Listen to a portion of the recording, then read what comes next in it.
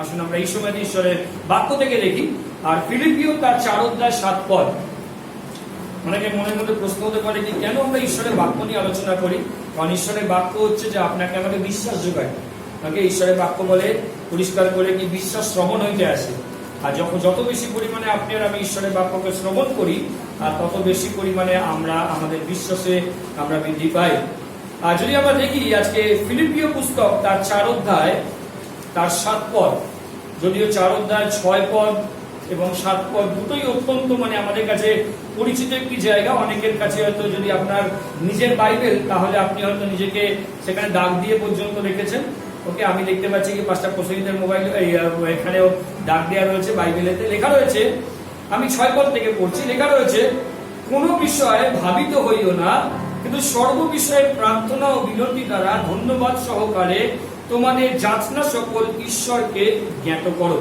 আমি আশা করি যারা আমরা মণ্ডলীতে নিয়মিত বা রেগুলার আমরা আসি, আমরা প্রত্যেকে এইখান থেকে কখনো না কখনো আমরা ঈশ্বরের বাক্যকে শুনেছি। কিন্তু আজকে আমি এই পদটাকে ফোকাস করব না, আমি ফোকাস করবো ঠিক তার নিচের পদটাকে। আর সেখানে লেখা রয়েছে, তাহাতে সমস্ত চিন্তার অতীত যে ঈশ্বরের শান্তি, তাহা তোমাদের হৃদয় ও মন খ্রিস্ট যিশুতে রক্ষা করিবে। এটা ভেরি ইন্টারেস্টিং। আমি যখন পড়ছিলাম আর আমি যখন নিজেকে প্রশ্ন করছিলাম বিষয়টা কি, যে আমরা এমন একটা পরিস্থিতির সম্মুখীন রয়েছি, বলা যেতে পারে যদি কারোর বয়স আজকে 100 বছর, 120 বছর বা 200 বছর হোক না কেন, আর সে বলতে পারবে নাকি আমরা আমাদের এই প্রজন্মের মধ্যে এইরকম একটা ক্রাইসিসের মধ্যে দিয়ে গেছি বলে। আর গত 2 সপ্তাহ আগেতে আমি একজন 99 বছরের বয়স্ক মহিলার সাথে কথা বলছিলাম। তিনি বলছিল, আমার জন্মেতে আমি এরকম ঝড় কখনো দেখিনি, আমফান, আমি কখনো দেখিনি এরকম ধরনের ঝড়। তিনি আমাকে সে কথা বলছিলেন। আর আমরা অনেকেই, আমরা যারা রয়েছি, আমরা কেউ এই ধরনের বিষয়কে এক্সপিরিয়েন্স করিনি। কি চার্চ বন্ধ, কি মন্দির বন্ধ, কি মসজিদ বন্ধ, কখনো এরকম হয়নি। অনেক ক্রাইসিস গেছে। আর আমি শুনছিলাম এই কথাও যে যখন আমাদের প্রথম বিশ্বযুদ্ধ বা দ্বিতীয় বিশ্বযুদ্ধ হয়েছে, সেই সময় পর্যন্ত বন্ধ হয়নি। সেই সময় তো লোকেরা আরাধনা উপাসনা প্রশংসা করেছে বলে। কিন্তু হঠাৎ এমন একটা ঘটনা, এমন একটা ক্রাইসিস তৈরি হলো, এমন একটা বিষয় আমাদের সামনে এলো, আর যেখানে আমাদেরকে বলা হলো, আমাদের একটা সময় ছিল যে যখন আমাদেরকে বলা হতো কি এক হলে আমরা যুদ্ধে জয়লাভ করব। আর এখন বলছি উল্টো কথা, বলছি আমরা আলাদা হলে আমরা জিতবো। তাই না?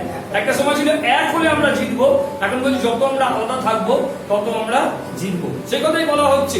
অর্থাৎ প্রত্যেকটা বিষয়েরই একটা পরিবর্তন ঘটছে। আমাদের ভাষার পরিবর্তন ঘটছে, আমাদের জীবনযাত্রার পরিবর্তন ঘটছে।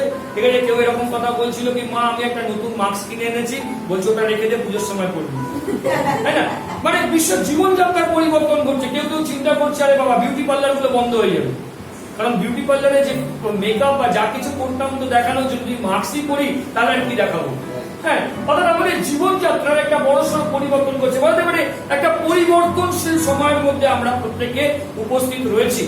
আর বাইবেল এখানে আমাদেরকে বলছে সমস্ত চিন্তার অতীত যে ঈশ্বরের শান্তি। আমি প্রশ্ন করছিলাম, ঈশ্বরের শান্তি এই ক্রাইসিসের টাইমে, এই সমস্যার টাইমেতে ঈশ্বরের শান্তি। আমরা গতকাল শুনেছি যে আমাদের আর উচ্চ মাধ্যমিকের আর 3টে পরীক্ষা বাকি ছিল, ওটা হবে না বলে সিবিএস পরীক্ষা ক্যান্সেল করেছে, আইসিএসসি তাদের এক্সাম ক্যান্সেল করেছে, আমাদের ছেলেমেয়েরা যারা রয়েছে তাদের পরীক্ষা ক্যান্সেল হয়ে গেছে। বাবা, বিশেষ করে যারা আমরা চাকরির মধ্যে রয়েছি, আমাদের চাকরি ক্ষেত্রে একটা বিশেষ সমস্যা হয়ে তৈরি হচ্ছে। ঠিক আছে, আমরা ইকোনমিক্যাল দিক থেকে, আমরা অর্থনৈতিক দিক থেকে আমরা পিছিয়ে পড়ছি। মন্ডলীও পিছিয়ে যাচ্ছে, কারণ মন্ডলী বিগত 3 মাস ধরে বন্ধ ছিল। তাই না, যে আপনারা প্রত্যেক সপ্তাহে কিছু না কিছু কন্ট্রিবিউট করছেন, আর সেটাও কমে গেছে বলা যেতে পারে। অর্থাৎ প্রত্যেকটা ক্ষেত্রে আমরা দেখতে পাচ্ছি একটা সমস্যা। ওকে, গতকাল জিতের একটা এরকম ঘটনা ঘটে রাত্রিবেলাতে। আর বাবা মা হিসেবে যখন আমরা চিন্তা করি, আমরা তখন ভাবি যদি আমার পরিবার আজকের এই অবস্থা, বা আমার ছেলে মেয়ের আজকে এই অবস্থা, বা আমার নিজের আজকে এই অবস্থা, কোথায় ঈশ্বরের শান্তি? ঈশ্বরের শান্তি কি আদৌ রয়েছে, নাকি এটা শুধুমাত্র বাক্যের মধ্যে যুক্ত রয়েছে, নাকি আদৌ এর মধ্যে কোনো শান্তি উপস্থিত রয়েছে? আর আমি নিজেকে প্রশ্ন করছিলাম, প্রভু তুমি বলছো ঈশ্বরের শান্তির বিষয়তে, তুমি বলছো এখানে ঈশ্বরের শান্তিটা আমাদের মনকে, হৃদয়কে খ্রিস্ট যিশুতে রক্ষা করিবে। ঈশ্বরের শান্তি যা আপনার মনকে এবং আমার মনকে রক্ষা করেন বলে। আর আমি প্রশ্ন করছিলাম, প্রভু ঈশ্বরের শান্তি মানে কি? ঈশ্বরের শান্তি মানে কি? আজকে আমি আপনাকে বলতে চাই, ঈশ্বরের শান্তি মানে এই নয় যে সেখানে কোনো সমস্যা নেই। আমরা অনেক সময় ধারণা ভুল ভাবি। আমরা ভাবি হয়তো শান্তি মানে হচ্ছে ঘরের দরজা বন্ধ করে আরামসে ঘুমানো। শান্তি মানে হচ্ছে সমস্ত লোকদেরকে সরিয়ে দিয়ে একা একা থাকা।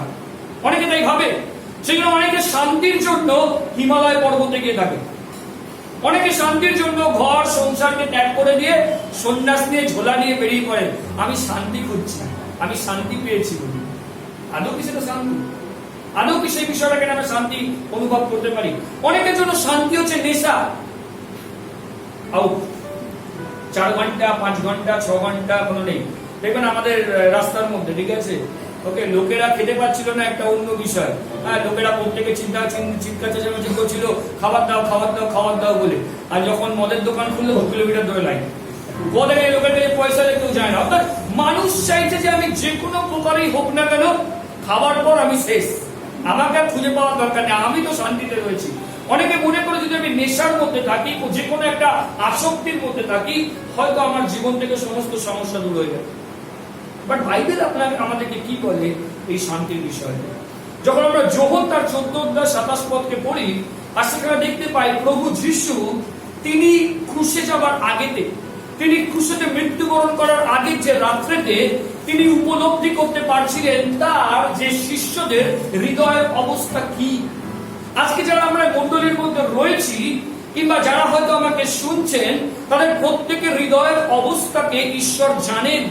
তিনি উপলব্ধি করতে পারেন কি আপনার এবং আমার জীবনে কোন অবস্থার মধ্যে দিয়ে আমরা যাচ্ছি। আর বাইবেল বলছে, যখন তা 14 অধ্যায় 27 পদে লেখা রয়েছে, শান্তি আমি তোমাদের কাছে রাখিয়া যাইতেছি, আমারই শান্তি তোমাদিগকে দান করিতেছি, জগৎ যেরূপ দান করে আমি সেই রূপ দান করি না। ঈশ্বরের বাক্য বলছে, প্রভু যিশু তিনি তার শিষ্যদেরকে বলছেন কি আমি তোমাদের কাছে আমার শান্তি দিয়ে যাচ্ছি। এটা এমন এক শান্তি যা তুমি অর্থ দিয়ে, টাকা দিয়ে খুঁজে পাবে না। তুমি অনেক টাকা পয়সা খরচ করতে পারো শান্তি কেনার জন্য, বাট তুমি পাবে না। তুমি অনেক বই পড়তে পারো, এই শান্তি পাওয়ার জন্য তুমি পাবে না। তার কারণ এই জগতের যা কিছু বিষয় রয়েছে, শান্তি হচ্ছে মেটেরিয়াল, তাই না? শান্তি হচ্ছে মেটেরিয়াল। কি আমাকে বলছিল কি আমি বিশাল বড় একটা বড় ধরনের টিভি কিনেছি। টিভি বলি বা মোবাইল বলি বা যা কিছু জিনিসগুলো বলি, প্রথম দিকে দেখবেন খুব ভালো লাগে, তাই না? যখন আমি মোবাইলটা কিনেছিলাম আজ থেকে 3 বছর আগে, আমি প্রচুর খোটাখুটি করতাম সবসময়। বা যত দিন যাচ্ছে এই মোবাইলের প্রতি আসক্তি আমার কমছে, তাই না? যত দিন যাচ্ছে টিভির প্রতি আসক্তি দিন দিন কমে। কারণ কি প্রথম দিকে ভাবলাম বাহ মোবাইলটা পেয়ে গেলে শান্তি, এতদিন ধরে এটাই অপেক্ষা করছিলাম, শান্তি পেয়ে গেছি, তারপরেই প্রবলেম। অনেকে ভাবছে যে একবার বিয়েটা হয়ে গেলে শান্তি, হ্যাঁ, আর তারপরে তারা বুঝতে পারবে বিয়ের পর কি হয়েছে, ঠিক আছে? আমি কাউকে ডিসকারেজ করছি না, কিন্তু আমি মজার চলে বিষয়টাকে বোঝাবার চেষ্টা করছি। অনেকে তারা ভাবে এই মেয়েটাকে আমাকে পেতে যাবে, এই ছেলেটাকে আমাকে পেতে যাবে, পেলেই শান্তি, তাই না? আর তারপর তারা বুঝতে পারবে, ঠিক আছে? আমি বারবার একটাই কথা বলি, প্রেমে পড়া খুব সহজ বিষয়, বাট প্রেমে দাঁড়িয়ে থাকা সব থেকে কঠিন বিষয়। প্রেমে পড়া খুব সহজ বিষয়, প্রেমে দাঁড়িয়ে থাকা সব থেকে বেশি কঠিন বিষয়। আর বাইবেল যখন আজকে আমরা দেখতে পাই, এখানে লেখা রয়েছে যোহন তার 14 অধ্যায় 27 পদে প্রভু যিশু বলছেন আমি আমার শান্তি তোমাদের কাছে রেখে যাচ্ছি। আর আমি নিজেকে প্রশ্ন করছিলাম এই শান্তি কোথায়, এই শান্তি আসলে কি? আমি 3টে প্রশ্ন আজকে আপনাদের সামনে রাখতে চাই। 3টে প্রশ্ন আমি আপনাদের সামনে রাখবো, আর দেখা যাক যে আমরা আমাদের জীবন থেকে কি উত্তর দিতে পারি। প্রথম প্রশ্ন, আমার যেটা পাওয়া উচিত ছিল যদি আমি না পাই, তাহলে কি আমার কাছে শান্তি রয়েছে? অনেক সময় আপনি আর আমরা প্রচন্ড হার্ডওয়ার্ক করি, আমরা অত্যন্ত পরিশ্রম করি, বিশেষ করে আমাদের ছেলেমেয়েরা পড়াশোনার জন্য অত্যন্ত পরিশ্রম করেছে, বাট সেই অনুযায়ী পুরস্কার পাচ্ছেন। হয়তো আপনি আর আমি আমাদের জীবনের জন্য অনেক পরিশ্রম করেছি, বাট সেই অনুযায়ী ফল পাচ্ছি না। বা অনেকে বলা যেতে পারে যারা আমরা বিবাহিত, যারা আমরা আমাদের সংসার চালাচ্ছি, যে আমরা দিন রাত্রি আমরা পরিশ্রম করছি, আর তারপর আমরা ভাবছি কি এইটা আমি পাবো আমার জীবনেতে, আমি লাভ করবো না, পাচ্ছি না। আর তখন যখন আপনি মন্দিরের মধ্যে আসেন বা চার্চের মধ্যে আসেন, আর অথবা কেউ আপনাকে শান্তির বিষয়তে বলে, আপনাকে মনের মধ্যে প্রশ্ন থাকে না কি শান্তি কোথায়? আমি এখান থেকে আপনাদের কাছে একদিন টেলিফোনের মাধ্যমে বলেছিলাম, আসলে সেই জায়গাটাকে আর একবার দেখি। দ্বিতীয় বিবরণী তার 3 অধ্যায় 26 এবং 27 পদ। আমি আগেও এই বিষয় থেকে বলেছি, কিন্তু আরেকবার একটু স্মরণ করিয়ে দিই। দ্বিতীয় বিবরণী তার 3 অধ্যায় 26 এবং 27 পদ। আর সেখানে দেখুন কি লেখা রয়েছে। সেখানে প্রভু, যেখানে ঈশ্বর মোসের সাথে তার মনোনীত একজন ব্যক্তির সাথে তিনি কি কথা বলছেন, তিনি সেখানে বলছেন কিন্তু সদাপ্রভু তোমাদের জন্য আমার প্রতিকূলে ক্রুদ্ধ হওয়াতে আমার সহিত আমার কথা শুনিলেন না। সদাপ্রভু আমাকে কহিলেন, তোমার পক্ষে যথেষ্ট, এই বিষয়ে আর কথা বলিও না। মসি কি বলছেন? মসি বলছেন, প্রভু আমি গত 40 বছর ধরে আমি পরিশ্রম করলাম, বিগত 40 বছর ধরে এই লোকদেরকে যারা কথা শুনছিল না তাদেরকে আমি এত পরিশ্রম করে এই পর্যন্ত নিয়ে এসেছি, একবার মাত্র আমাকে ওপারে যেতে দাও, একবার খালি আমি ওপারে যাব, আর তারপর যদি তুমি আমাকে কিছু না দাও তাতেও চলবে। অনেক সময় আমাদের জীবনে ঠিক একই রকমের প্রশ্ন লাগে, প্রভু আমি এত কিছু করলাম, আমার জীবনের এতটা সময় আমি অতিবাহিত করলাম, এইটুকু মাত্র আমাকে দেখতে দাও, এইটুকু বিষয় শুধু আমার জীবনে হয়ে যাক, তারপর আর এর থেকে বেশি কিছু আমি চাই না। বাইবেল বলছে, ঈশ্বর তাকে বললেন যথেষ্ট, আমি এই বিষয়ে তোমার থেকে আর কোনো কথা শুনতে চাই না, আমি তোমার সাথে তোমার এই বিষয়তে আর কোনো আর্গুমেন্ট, কোনো কথা আমি শুনতে চাই না। আজকে আমার প্রশ্ন হচ্ছে এটাই, যখন আপনার এবং আমার জীবনে এরকম অবস্থার মধ্যে আমরা আসি, যখন আমরা মনে করি কি আমাদের এটা পাওয়া উচিত বলে, আমি এটা অর্জন করব বলে, আমার এটা অবশ্যই করে থাকতে হবে বলে, আর যখন আমি সেটা পাই না আমার জীবনেতে, অথবা ঈশ্বর বলেন না তুমি পাবে না বলে, তখন আমার এবং আপনার জীবনে কি শান্তি পাই? শান্তি মানে কি? ঠিক জিনিসটা ঠিক সময় সঠিকভাবে আমরা সবকিছু পেয়ে যাবো, তখনই আমার মনের মধ্যে শান্তি আসবে। বা যদি আমি ঠিকঠাক সময় বিষয়টাকে না পাই, তখন আমার কি হবে? তখন আমার একটা অশান্তির মধ্যে দিয়ে আমরা যাই। পরিবারের মধ্যে দেখবেন একটা অশান্তির পরিবেশ বর্তমানে চলছে, তখন কি প্রত্যেকটা পরিবার একটা ক্রাইসিসের মধ্যে দিয়ে যাচ্ছে। বিশেষ করে আমরা দেখতে পাই কি এই লকডাউনের সময়, এই করোনার সময়তে, কোভিড-19 সময় অনেকে তারা চাকরি হারাচ্ছে, অনেকে তারা অর্থনৈতিকভাবে পিছিয়ে পড়ছে, অনেকে তারা হয়তো ভেবেছিল কি আমি একটা ফ্ল্যাট কিনেছি, আমি EMI শোধ করে দেবো, আমি সমস্ত কিছু করতে পারবো। যে মুহূর্তে লকডাউন শুরু হলো, এই 3 মাসের মধ্যে দেখা গেল সবকিছু প্রায় একদম ছন্দ ছড়া বিষয়টা ঘটে গেল। আর অনেক সময় ভাবছি আমি কি করে এটাকে পূর্ণ করবো, 25 বছরের জন্য লোন নিয়েছি, কোথা থেকে দেবো আমি? কিংবা কেউ হয়তো ভেবেছিলাম আমি এডুকেশন লোন নিয়ে আমার বাচ্চাকে পড়াবো, তারপর সে চাকরি করবে, টাকাটা ফেরত দেবে, কোথেকে দেবো? প্রত্যেকের মনের মধ্যে একটা চিন্তা ভাবনা ছিল। অর্থাৎ আপনি আর আমি যার জন্য এতদিন পরিশ্রম করেছি, যখন সেটা আমি মনের মতো জিনিসটাকে পাই না, তখন আমি প্রশ্ন করি, তখন কি আমার মধ্যে শান্তি আমি পাই? তখন কি সত্যিকারের যে শান্তির কথা প্রভু যিশু এখানে বলছেন, সেটাকে আমরা পাই? নাকি আমরা আসি আর আমার মধ্যে দেখাই না সবকিছু ঠিকঠাক আছে, সব ভালো আছে, কিন্তু মনের মধ্যে কোথাও একটা অশান্তির মধ্যে আমরা চলছি। দ্বিতীয় বিষয়, আজকে আপনাকে প্রশ্ন করতে চাই, যখন আপনি কোনো দোষ করেননি বা কোনো ভুল কাজ করেননি, কিন্তু তার সত্ত্বেও ঈশ্বর আপনার জীবন থেকে কিছু কিছু বিষয়কে তুলে নিয়েছেন বা টেনে নিয়েছেন বা সরিয়ে দিয়েছেন, তখন কি আপনি শান্তির মধ্যে থাকেন?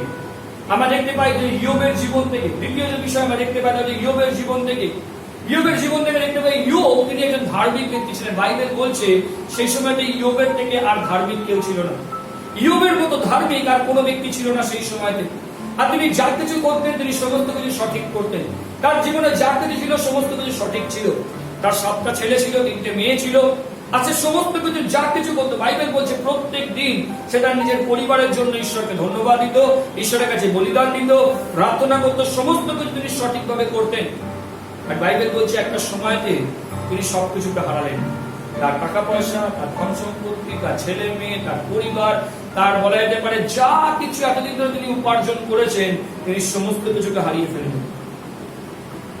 আমার আজকে প্রশ্ন হচ্ছে এই, যদি আমাদের অবস্থা আজকে তাই হয়, তাহলে আমাদের মধ্যে কি শান্তি রয়েছে? যারা আমরা বিশেষ করে লকডাউনের মধ্যে আমরা চাকরি হারিয়েছি বা কাজ হারিয়েছি বা বলা যেতে পারে অনেক কিছু বিষয়কে আমরা হারিয়েছি, আমার প্রশ্ন হচ্ছে এটাই, আমাদের মধ্যে কি শান্তি রয়েছে? আমরা কি সত্যি কথা এই শান্তির কথা কি উপলব্ধি করতে পারি বা বলতে পারি? তৃতীয় বিষয় আজকে রাখতে চাই, যখন ঈশ্বর আপনার প্রার্থনাকে না বলেন, যখন ঈশ্বর আপনার প্রার্থনাকে তিনি না বলেন, যদি আমরা 2 কোরিন্থীয় তার 12 অধ্যায় 8 এবং 9 পদকে দেখি, আর সেখানে লেখা রয়েছে সাধু পৌল তিনি প্রার্থনা করছিলেন ঈশ্বরের কাছে, কারণ আমি জানি না তার শরীরের মধ্যে হয়তো কোনো যন্ত্রণা থাকতে পারে, ব্যথা থাকতে পারে, কষ্ট থাকতে পারে, আর তিনি প্রশ্ন করছেন, আর তিনি ঈশ্বরকে বলছেন, প্রভু দয়া করে আমাকে এই যন্ত্রণা থেকে, এই কষ্ট থেকে মুক্তি দাও বলে। হতে পারে আপনার পরিবার রয়েছে বা আপনার কেউ রয়েছে, পাশের জন রয়েছে যাকে আপনি জানেন বা চেনেন, তিনি দীর্ঘদিন ধরে তিনি শারীরিক কষ্টের মধ্যে দিয়ে যাচ্ছেন, সমস্যার মধ্যে দিয়ে যাচ্ছেন, কিংবা বলা যেতে পারে আমরা এতদিন ধরে আমরা প্রার্থনা করছি, বিগত 3 মাস ধরে আমরা প্রার্থনা করছি এই করোনা ভাইরাসের জন্য, প্রভু তুমি রক্ষা করো, প্রভু তুমি সংক্রমণকে কমাও বলে, আর যখন দেখতে পাই সংক্রমণ দিন প্রতিদিন বাড়ছে, মানে কি কোথায় হচ্ছে কাজ? প্রার্থনা কোথায় হচ্ছে? প্রার্থনা কোথায় গেল? কি হচ্ছে? আর যদি ঈশ্বর আপনার এবং আমার প্রার্থনাকে না বলেন, তাহলে আপনার এবং আমার হৃদয়ের মধ্যে কি শান্তি? বাইবেল বলছে ঈশ্বর তিনি, প্রভু যিশু তিনি সাধু পৌলকে বললেন, আমি তোমার প্রার্থনা শুনবো না। তুমি আমাকে প্রার্থনা করেছো, তুমি 3 বার প্রার্থনা করেছো, আমি তোমার প্রার্থনা শুনবো না। তোমার শরীর থেকে কাঁটা যন্ত্রণা দূর হবে না। আজকে আমার প্রশ্ন হচ্ছে এটাই, যদি ঈশ্বর আপনার এবং আমার প্রার্থনাতে হ্যাঁ বলে তো আমরা খুব খুশি হই, বা যদি না বলে, তাহলে কি আমরা ঈশ্বরের শান্তিকে আমাদের জীবনে লাভ করতে পারি? আজকে 3টে বিষয় আপনাদের সামনে আমি রাখতে চাই। এই শান্তি, ঈশ্বরের শান্তি মানে কি? ঈশ্বরের শান্তি কথার অর্থ কি? ঈশ্বরের শান্তি মানে কি? আমাদের প্রার্থনা উত্তর পাওয়া। ঈশ্বরের শান্তি মানে কি? বলা যেতে পারে সমস্ত কিছু ঠিকঠাক হয়ে যাওয়া।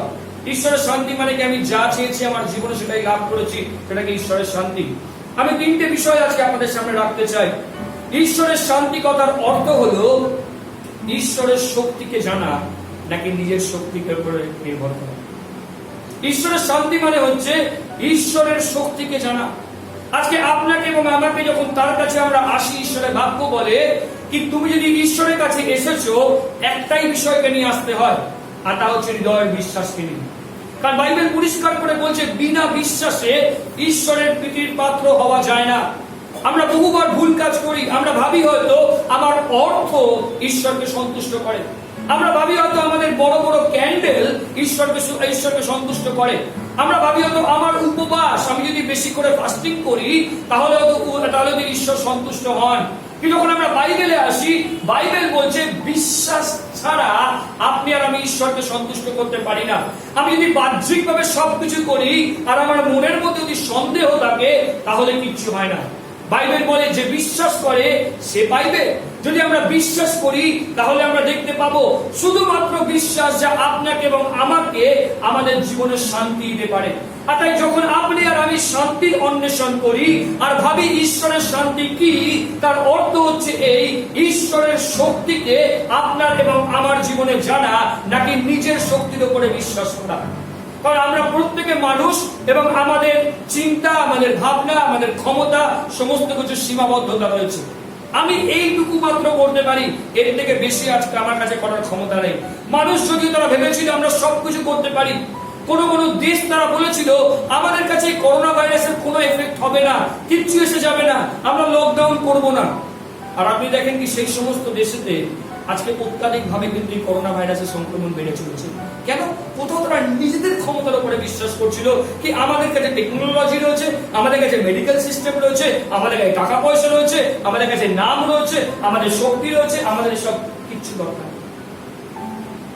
বহুবার ঈশ্বর আপনাকে আমাকে শান্তি দিতে চান, কিন্তু আপনি আর আমি তখনই শান্তি পাই যখন আমি উপলব্ধি করতে পারি প্রভু আমি দুর্বল, তুমি সবল। আমরা একটা গান করি না, প্রভু তুমি সবল আমি দুর্বল। আমরা দুর্বল, সত্যি কথা বলতে আমরা দুর্বল। যখন আপনি আর আমরা মনে করি কি প্রভু আমি দুর্বল বলে, তুমি সবল বলে, আর তখন আমরা ঈশ্বরের শান্তিকে আমাদের জীবনে লাভ করি। হিতোপদেশ তার 3 অধ্যায় 5 এবং 6 পদে লেখা রয়েছে। হিতোপদেশ তার 3 অধ্যায় তার 5 এবং 6 পদ দেখুন, সেখানে কি লেখা রয়েছে। আমাদের অনেকের কাছে খুব পরিচিত একটি পদ, আমাদের অনেকে আমরা এই পদটাকে বলতে পারি বাই হার্ট আমরা মনে করি। এখানে লেখা রয়েছে তুমি তোমার সমস্ত চিত্তে সদাপ্রভুতে বিশ্বাস করো, তোমার নিজ বিবেচনায় নির্ভর করিও না, তোমার সমস্ত পথে তাহাকে স্বীকার করো, তাহাতে তিনি তোমার পথ সকল সরল করিবেন। অর্থাৎ নিজের উপরে বিশ্বাস না করে, নিজের ক্ষমতার উপরে নির্ভর না করে, ঈশ্বরের ক্ষমতার উপরে বিশ্বাস করা। মনে আছে প্রথম কার কথা আমি বলেছিলাম? প্রথম হলো মুশির কথা। আমি একবার আপনাদেরকে দেখিয়েছিলাম, আসুন আমি সেই জায়গাতে ফিরে যাই। যখন আপনাকে ঈশ্বর বলে, আপনাকে আপনার প্রাপ্য উপহার যখন ঈশ্বর আপনাকে দেয় না, তখন আপনার রেসপন্স, প্রতিক্রিয়া কি হয়? কি হয় আমাদের প্রতিক্রিয়া? আর চার্চে যাবো না, যাও তো। আরে 2বার 3বার করে আমি বললাম আমার এটা পাওয়া উচিত, আমার এটা পাওনা হতে হবে, আমি পাইনি, আমি যাব না, আমি যাব না। ঈশ্বরকে দূর বাদ দাও, এসব ঈশ্বর ঈশ্বর বলে কেউ নেই, আর সমস্ত কিছু বাদ দাও বলে। বা যখন আপনি ঈশ্বরের বাক্যকে দেখেন, দেখবেন এই 2 বিবরণে লেখা রয়েছে, সেখানে এই মসি যাকে ঈশ্বর বললেন কি তুমি পার হতে পারবে না বলে, 40 বছর ধরে তুমি করেছো, কিন্তু এইটুকু জায়গা তুমি আর পেরোতে পারবে না বলে মোশে কিন্তু খুব সহজে সেরে দিতে পারতেন। মোশে কিন্তু খুব সহজে বলতে পারতেন, প্রভু অনেক হয়েছে, তোমার উপর আমি বিগত 40 বছর ধরে বিশ্বাস করেছি একটাই কারণের জন্য, যাতে প্রতিজ্ঞা দেশ দেখতে পাই। আর যখন তুমি আমাকে প্রতিজ্ঞা দেশ দেখালে না, আর তখন তুমি সমস্ত দিক থেকে মিথ্যা, তুমি মৃত্যু, তোমার কাছে আর বিশ্বাস করে কোনো লাভ নাই, তিনি কিন্তু বলতে পারতেন। কিন্তু বাইবেল বলছে যখন মোশে তার নিজের ক্ষমতার উপরে বিশ্বাস করত, যদি আপনি আর আমি নিজের ক্ষমতার উপরে বিশ্বাস করি তাহলে আমাদের রেসপন্ড, আমাদের উত্তর এরকম হবে। কিন্তু যখন আপনি আর আমি যখন আমরা ঈশ্বরের ক্ষমতার উপরে বিশ্বাস করি, তখন দেখুন তার উত্তর কি। তিনি বলছেন, কেননা কোন বড় জাতির এমন নিকটবর্তী ঈশ্বর আছেন যেমন আমাদের ঈশ্বর সদাপ্রভু, যখনই আমরা তাহাকে ডাকি তিনি নিকটবর্তী। তার কারণ কি? মোশে তিনি জানতেন আমার ক্ষমতায় এই 40 বছর আমি আসিনি, আপনার এবং আমার ক্ষমতায় আমরা এই পর্যন্ত আসিনি। ঈশ্বর তিনি ক্ষমতা দিয়েছেন, ঈশ্বর তিনি শক্তি দিয়েছেন, তাই আমি এতদূর এসেছি। যদি ঈশ্বর আমাকে মনে করেন কি আমি পার হয়ে ওপারে যেতে পারবো, আমি অবশ্যই যাব। যদি আমি ওপারে না যাই, কারণ আমার দৃষ্টিটা ওই পারটা নয়, আমার দৃষ্টিটা হচ্ছে ওপর, আমার দৃষ্টিটা ওই পার নয়, এই প্রতিজ্ঞাত দেশ নয়, আমার দৃষ্টি হচ্ছে ঈশ্বর যে আমার জন্য মনোনীত স্থান রেখেছেন সেই জায়গায়। বহুবার আপনি আর আমি আমরা হতাশ হই, আমরা নিরাশ হই। আর আপনি আর আমি বিশেষ করে যাদের সম্পত্তি রয়েছে হয়তো আরো বেশি করে হতাশ হই। জানেন পাস্টার, আমার ভাই আমাকে আমার প্রাপ্য জিনিসটা দিল না, আমার বাবা আমাকে সম্পত্তির এই অংশটুকু দিল না, আমার বোনকে সব দিয়ে দিয়েছে, আমার দাদাকে সব দিয়ে দিয়েছে, বা বলাতে পারে আমার জেঠুরা সবকিছু নিয়ে নিয়েছে, আমার প্রাপ্যটা আমি পেলাম না বলে। কখন হয় জানেন? যখন আমরা নিজের ক্ষমতায়, নিজের শক্তির উপরে আমরা সেটাকে বিশ্বাস করি। যখন আপনি আর আমি যখন আমরা ঈশ্বরের ক্ষমতা বা ঈশ্বরের শক্তির উপর নির্ভর করি, তখন আমরা বলি প্রভু সবকিছু জানেন, আমি যা কিছু আজকে হারিয়েছি প্রভু সবকিছু জোগাড় করেন। এটাই হচ্ছে ঈশ্বরের শক্তি। যখন আপনার মধ্যে আমার মধ্যে সেই ঈশ্বরের শক্তির উপরে আমরা নির্ভরশীল হই, আমরা শান্তি পাই। আমরা জানি যা কিছু হচ্ছে হতে দাও, আমি জানি আমি কার উপরে নির্ভর করি, কারণ তিনি সর্বশক্তি। আসলে দ্বিতীয় বিষয় আমরা দেখি ঈশ্বরের শান্তি। আমি প্রথমবার বলেছি ঈশ্বরের শান্তি হচ্ছে তার শক্তিকে জানা, নাকি নিজের শক্তির উপরে নির্ভর করা। দ্বিতীয়ত ঈশ্বরের শান্তি হলো তাই যেখানে ঈশ্বর আপনার পরিস্থিতির পরিবর্তন ঘটান না, আপনার পরিবর্তন ঘটান। ঈশ্বরের শান্তি হলো ঈশ্বর আপনার পারিপার্শ্বিক পরিস্থিতির পরিবর্তন ঘটান না, তিনি আপনার এবং আমার পরিবর্তন ঘটান। আমাদের চারপাশে এখন বর্তমানে কোভিড-19 বা করোনা ভাইরাস চলছে, ঈশ্বর কিন্তু এই পরিস্থিতির পরিবর্তন ঘটাননি, তিনি কিন্তু আপনাকে আমাকে পরিবর্তন ঘটাচ্ছেন। এতদিন ধরে আমরা খুব একটা বেশি হ্যান্ড স্যানিটাইজার ইউজ করতাম না, এতদিন ধরে কেউ জানতো না কি হ্যান্ড ওয়াশের প্রসেস কি। আমি যেদিন থেকে আমার স্ত্রীকে জেনেছি 2011 সাল থেকে, সে আমাকে ততদিন থেকে শেখাতে চেষ্টা করেছে কিভাবে হাত ধুতে হয়, কারণ আমার স্ত্রী হচ্ছে নার্স, কিভাবে হাত ধুতে হয়। আমি আজ পর্যন্ত 2011 থেকে 2020 এই 9 বছরে শিখে উঠতে পারিনি। সে আমাকে বারে বারে বলে তুমি খুব ব্যাড স্টুডেন্ট, আমি ঠিক তাই, কিন্তু এখন কোনো উপায় নাই, এখন কোনো উপায় নাই, এখন করতেই হবে। ওকে, আমি ব্যাড স্টুডেন্ট হই, আমি গুড স্টুডেন্ট হই, আমাকে করতেই হবে। কেন? কারণ আমাদের পরিস্থিতি সেই অনুযায়ী, আর পরিস্থিতির সাথে যদি আমি খাপ খাওয়াতে না পারি তাহলে কিন্তু আমি থাকবো না। আমাকে পরিস্থিতির সাথে ঈশ্বর আমাকে পরিবর্তন করেন। যখন আপনি আর আমি দেখি প্রথম রাজাবলী তার 19 অধ্যায় 12 এবং 13 পদ, আমি একটু বেশি হয়তো আজকে আপনাদের সাথে ঈশ্বরের বাক্যকে দিচ্ছি, কিন্তু প্রথম রাজাবলী তার 19 অধ্যায় 12 এবং 13 পদ, আর সেখানে লেখা রয়েছে যে আপনি দেখেন ভূমিকম্পের পরে অগ্নি হইল, কিন্তু সেই অগ্নিতে সদাপ্রভু ছিলেন না।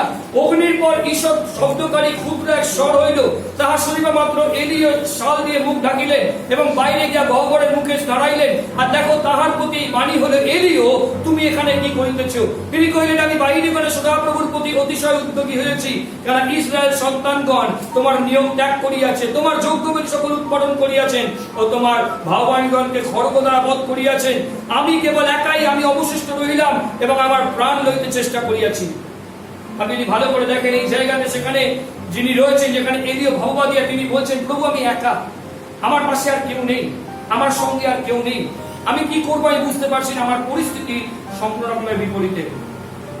আপনি ভালো করে পড়েন এই জায়গাকে, আর সেখানে সদাপ্রভু তাকে বলছেন তুমি সেই জায়গাতে ফিরে যাও।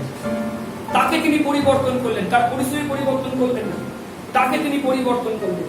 অনেক সময় ঈশ্বর আপনাকে এবং আমার পরিস্থিতির পরিবর্তন ঘটান না, তিনি আপনাকে এবং আমাকে পরিবর্তন করেন। যদি আপনি বাইবেলে দেখেন, এখানে পরিষ্কার করে লেখা রয়েছে, যখন আপনি ইয়োব পুস্তককে পড়েন, আমরা জানি কি ইয়োবের পরিস্থিতি কি পরিবর্তন ঘটেছিল শেষে, যখন আমি ইয়োবের তার 42 অধ্যায় 2 পদকে পড়ে, আসলে আমরা ইয়োব তার 42 অধ্যায় 2 পদ যদি আমরা দেখি এই সময়তে, আমরা দেখবো সেখানে কি লেখা রয়েছে। ইয়োব তার 42 অধ্যায় 2 পদ, আর সেখানে ইয়োব তিনি বলছেন, আমি জানি তুমি সকলই করিতে পারো, কোনো সংকল্প সাধন তোমার অসাধ্য নয়। যখন ইয়োব তার জীবনে একটা বলতে পারে বড় লস, একটা তার ক্ষতির সম্মুখীন হয়েছিলেন, তখন তিনি ইয়োব জানতেন না ঈশ্বর তাকে ফেরত দেবেন কি দেবেন না। ইয়োব তিনি জানতেন না কি ঈশ্বর তাকে সমস্ত রকম ভাবে আবার আশীর্বাদ করবেন কি করবেন না। কিন্তু ইয়োব তিনি তার জীবনে তিনি একটি বিষয়কে উপলব্ধি করতে পেরেছিলেন, যেটা যে এই পরিস্থিতিতে ঈশ্বর আমার পরিবর্তন ঘটাচ্ছে। যখন ঈশ্বর আপনার এবং আমার জীবনে বিভিন্ন পরিস্থিতিকে নিয়ে আসেন, তার অর্থ হচ্ছে এই তিনি আপনার এবং আমার পরিবর্তন ঘটাতে চান, তিনি আপনার এবং আমার পরিস্থিতির পরিবর্তন করতে চান।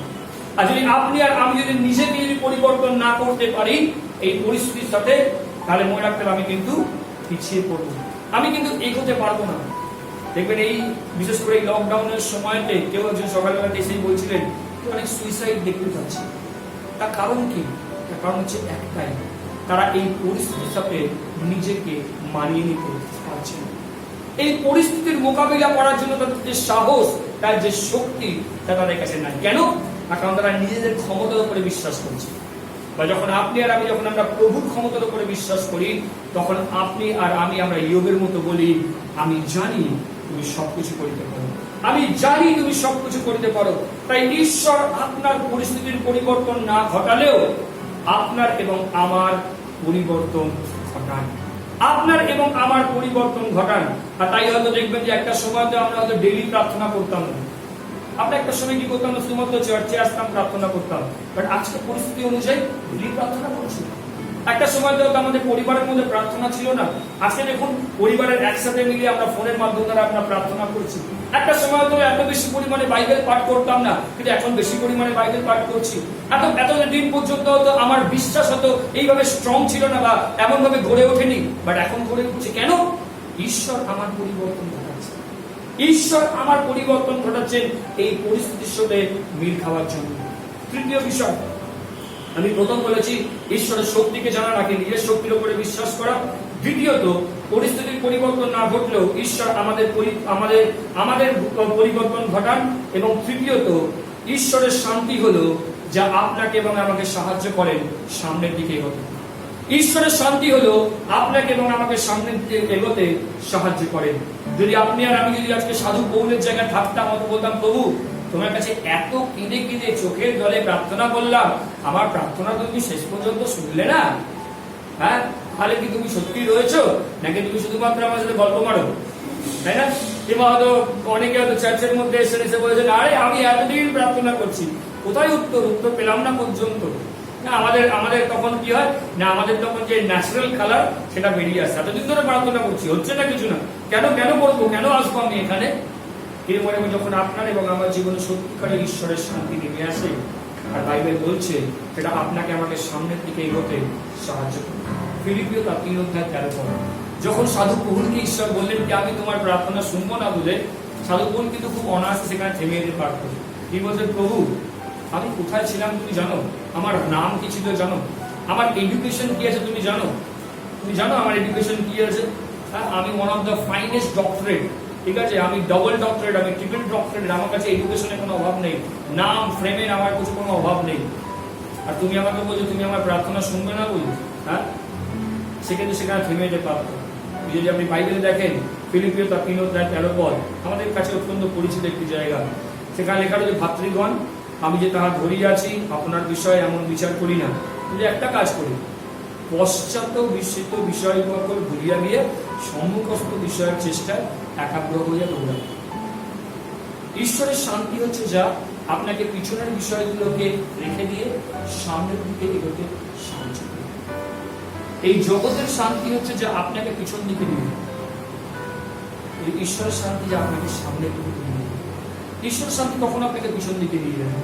হতে পারে গতকাল রাত্রে আমার সাথে আমার স্ত্রীর প্রচন্ড ঝামেলা হয়েছে, ঈশ্বরের শান্তি আপনাকে আমাকে সামনের দিকে নিয়ে যাবে। সমস্ত সমস্যা একদিকে, চলো আমরা একসাথে এগোই, সমস্ত সমস্যাকে দূরে ফেলে রেখে দিয়ে চলো আমরা সামনের দিকে এগোই। ঠিক আছে, এই মাসে হয়তো আমরা কম উপার্জন করেছি, আমরা কম ভাবে ম্যানেজ করবো, বাট আগামী মাসে হয়তো ঈশ্বর আমাদেরকে বেশি দেবেন, আমরা সেই অনুযায়ী চলবো। এটাই হচ্ছে ঈশ্বরের শান্তি। ঈশ্বরের শান্তি এই নয় কি আমাকে এটা দিতেই হবে, এটা না দিলে এটা হবে না, এটা না করলে এটা হবে না। ঈশ্বরের শান্তি হচ্ছে তাই আপনি পিছনের বিষয়গুলোকে ভুলে গিয়ে তখন আপনি আর আমি সামনের দিকে এগোব। আপনি এই শান্তি যার কথা আমি বলছি, এই শান্তি কোনো বস্তু নয়, এই শান্তি হচ্ছে ব্যক্তি। এই শান্তি হচ্ছে ব্যক্তি। যদি আপনি বাইবেল দেখেন, বিচারপতিগণের পুস্তকটা 6:24 এই শান্তির একটা নাম রয়েছে, এই শান্তির একটা নাম রয়েছে। আর বাইবেল বলছে এই শান্তির নাম হচ্ছে জিহোবা শালোম। এই শান্তির নাম হচ্ছে জিহোবা শালোম। শালোম করার অর্থ হচ্ছে শান্তি। জিহোবা শালোম অর্থাৎ আপনি আর আমি, আমরা যে ঈশ্বরের উপরে নির্ভর করি তার নাম হচ্ছে জিহোবা শালোম। আর তিনি হচ্ছেন শান্তির ঈশ্বর, তিনি শান্তি প্রদানকারী, তিনি ঈশ্বর। বিচারপতিগণ পুস্তকের তার 6:24 তিনি হচ্ছেন জিহোবা শালোম বলে। শান্তি ঈশ্বর থেকে আগত কোনো বিষয় নয়, শান্তি ঈশ্বর নিজেই। শান্তি যা হচ্ছে ঈশ্বরের চরিত্রের মধ্যে রয়েছে, শান্তি ঈশ্বরের চরিত্রের মধ্যে রয়েছে। আমার নাম শান্তি মানে আমি শান্ত তা নয়, বা কারোর নাম শান্তি মানে সেটা সব জায়গাতে শান্তি বজায় রাখে তা নয়। শান্তি হচ্ছে ঈশ্বরের ক্যারেক্টারিস্টিক্স, ঈশ্বরের চরিত্র। আর আমরা দেখতে পাই জিহোবা শালোম যার নাম লেখা রয়েছে। যদি আপনি দেখেন কি যিশাইয়া 9:6 আর সেখানে আরেকজনের নাম লেখা রয়েছে, আর যাকে বলা হচ্ছে তিনি হচ্ছেন শান্তিরাজ, যার নাম হচ্ছে শান্তিরাজ। এই জিহোবা শালোম, এই শান্তিরাজ একই ব্যক্তি। এই দুজনে তারা একই ব্যক্তি। আর এই ব্যক্তিকেই আমরা নতুন নিয়মে খুঁজে পাই, যার নাম হচ্ছে যীশু খ্রিস্ট বলে, যার নাম হচ্ছে যীশু খ্রিস্ট বলে। একদিন যখন প্রচন্ড ঝড় উঠেছিল নৌকার মধ্যে, আর যিশুর শিষ্যরা তারা পাগল হয়ে গেছিল, কি করবো কি না করবো করবো, আর যিশু তাদের সেই নৌকার মধ্যে ঘুমাচ্ছে। আজকে আমাদের অনেকের পরিস্থিতি, অনেকের বিষয় এরকম হতে পারে কি আপনি হয়তো নৌকার মধ্যে রয়েছেন আর আপনার চারপাশে প্রচন্ড ঝড় রয়েছে। ঠিক আছে, আপনার ঝড় আমার ঝড় আলাদা হতে পারে, আপনার সমস্যা আমার সমস্যা আলাদা হতে পারে। কিন্তু একটি বিষয় আপনাকে আমি বলতে চাই, যখন যিশু আপনার নৌকায় রয়েছে, যত বড়ই ঝড় হোক না কেন আপনার নৌকা কখনো ডুববে না। যদি আপনি নিজে নৌকা থেকে নেমে না যান, বা আপনি যদি যিশুকে নৌকা থেকে ধাক্কা মেরে না ফেলে দেন, ততক্ষণ আপনার নৌকা কখনো ডুববে না পর্যন্ত। এটাই হচ্ছে ঈশ্বরের শান্তি। আর শিষ্যরা সেই দিনকে এটাকে মিস করেছিল। আর সেই জন্য তিনি জানতেন, প্রভু যিশু তিনি জানতেন যে ঈশ্বরের শান্তি তাদের প্রয়োজন রয়েছে। আর তাই তিনি যোহন 14:27 বললেন, আমি আমার শান্তি তোমাদেরকে দিয়ে যাচ্ছি। কেন? কারণ তোমরা অনেক কিছু পরিস্থিতির মধ্যে পড়বে, এই পরিস্থিতি পরিবর্তন করবে না, তোমরা পরিবর্তিত হবে। তোমরা নিজেদের ক্ষমতার উপরে নির্ভর করতে পারবে না, তোমাকে পবিত্র আত্মার ক্ষমতা, তার শক্তির উপরে নির্ভর করতে হবে। আর তিনি তাদেরকে বললেন, তোমাদের জীবনে যা কিছু ঘটুক না কেন, তোমাদেরকে সামনের দিকে এগোতে হবে। আজকে মন্দির, আজকে চার্চ, আজকে যারা আমরা এখানে উপস্থিত রয়েছে এবং যারা আমার কথা শুনছি, প্রত্যেককে অনুরোধ করি, আসুন আমরা সামনের দিকে এগোই। আসুন আমরা সমস্ত কিছুকে ভুলে গিয়ে ঈশ্বরের শান্তিতে আমরা সামনের দিকে এগোই। আমি শেষ করব একটি পদ দিয়ে, প্রথম থিসসলুনিকীয় তার 5:23। প্রথম থিসসলুনিকীয় তার 5:23। আর আমি এই পদটা দ্বারা আজকে আমি শেষ করতে চাই আমার বাক্যকে। প্রথম থিসসলুনিকীয় তার 5:23। এখানে লেখা রয়েছে এই কথা, আর শান্তির ঈশ্বর আপনি তোমাদেরকে সর্বতভাবে পবিত্র করুন, এবং তোমাদের অবিকল আত্মা, প্রাণ ও দেহ আমাদের প্রভু যীশু খ্রিস্টের আগমনকালে অনিন্দনীয় রূপে রক্ষিত হোক। ঈশ্বরের বাক্য আজকে আপনাকে আমাকে এই কথা বলছেন, যেন আপনি আর আমি যেন আমরা ঈশ্বরের শান্তি লাভ করি, এবং এই শান্তি যেন আপনাকে এবং আমাকে যেন রক্ষা করতে পারে, যেন এই শান্তি যেন আপনাকে এবং আমাকে যেন সুরক্ষা প্রদান করতে পারে। আর তাই হচ্ছে ঈশ্বরের শান্তি, তাই হচ্ছে ঈশ্বরের শান্তি। আপনারা অনেকেই জানেন কি গত বছর আমার বাবা গত হয়েছে, এবং তারপর আমার স্ত্রী অত্যন্ত অসুস্থ হয়ে পড়েছিল। এবং কোন একটা জায়গাতে যখন আমি সিএমসি ভেলোরেতে ছিলাম এবং আমি সেখানে হোটেলের মধ্যে রয়েছি, আমি তখন ঈশ্বরকে প্রশ্ন করছিলাম, প্রভু এটা কেন, এটা কি জন্য, এরকম অবস্থা কেন, কেন আজকে আমাদের পরিবারের এই অবস্থার মধ্যে। আমার বাবাকে হারালাম জাস্ট কিছুদিন আগে, এবং তারপর আমার স্ত্রী একটা এমন নিউরোলজিক্যাল প্রবলেমের মধ্যে তৈরি হলো যে সে হাঁটতে পর্যন্ত পারছে না, তাকে ধরে ধরে হাঁটতে হচ্ছে। ঠিক আছে, মাত্র 34 বছর বয়সে তাকে আমাকে হাত ধরে ধরে নিয়ে যেতে হচ্ছে। আমি প্রচন্ড আপসেট হয়ে গেছিলাম। আমি বললাম, প্রভু কেন এরকম, কি কারণের জন্য এটা এরকম, কেন এরকম হতে হচ্ছে? আর তিনি আমাকে বললেন, বন্ধু, আমার শান্তি তোমার সাথে রয়েছে। ভালো করে দেখো ঈশ্বরের বাক্যকে। যারা প্রভু যিশুর নৌকায় থাকতে চায় তাদেরকে ঝড়ের সম্মুখীন হতে হবে। যদি আপনি মনে করেন যে আমি প্রভু যিশুর নৌকায় থাকবো আর আপনি ঝড়ের সম্মুখীন হবেন না, তাহলে আপনি ভুল জায়গায় রয়েছেন। আজকে আপনি আর আমি যদি আমরা প্রভুর সাথে থাকতে চাই, ঝড় ঝটকা বিভিন্ন বিষয় আমাদের জীবনে আসবে, কিন্তু এটা প্রমাণ করবে যে আপনি কতটা স্ট্রং এই ঝড়ের সময়। আমি যখন গত সপ্তাহে হলদিয়াতে গেছিলাম, আমি হলদিয়াতে গিয়ে দেখলাম যে বিশাল বড় একখানা গাছ উঠে পড়ে গেছে। আমাদের কলকাতাতে গাছের পর গাছ পড়ে গেছে, কিন্তু তার পাশে একটা সরু গাছ রয়েছে যেটা দাঁড়িয়ে রয়েছে। আমি মানে যার সাথে যাচ্ছে তাকে বললাম যে এটা কি হলো, এটা কিরকম হলো? ওই জন্য গাছটাকে ভালো করে দেখার চেষ্টা করুন। এই যে গাছটা, এর শিকড় গুলো ম্যাক্সিমাম এরকম করে গেছে, মানে ভূমির সাথে এরকম করে গেছে। আর এই যে সরু গাছটা দেখছেন, এই সরু গাছটার শিকড় অনেক ভেতর পর্যন্ত গেছে। দুটো বিষয় রয়েছে, আপনি এরকম যাচ্ছেন নাকি আমি গভীরে যাচ্ছি। আমরা অনেক সময় চাই কি বিষয়গুলোকে ওপর দিয়ে যেতে, আর তাই আমাদের কি বাবা বিশাল বড় গাছ, যাই হয়ে যা কিচ্ছু হবে না বলবে। আর এই আমফান ঝড় 210 কিলোমিটার ঝড় আর প্রমাণ করলো কি যদি আমাদের জীবন যদি শুধুমাত্র ওপর দিয়ে যায়, আমাদের শিকড় যদি ওপর দিয়ে যায়, এই ঝড় যে কোনো সময় আমাদেরকে ফেলে দেবে। ঠিক আছে, হয়তো 100 কিলোমিটার ফেলবে না, 150 কিলোমিটার ফেলবে না, বাট অবভিয়াসলি যখন 200 কিলোমিটার আসবে আমরা পড়ে যাবো।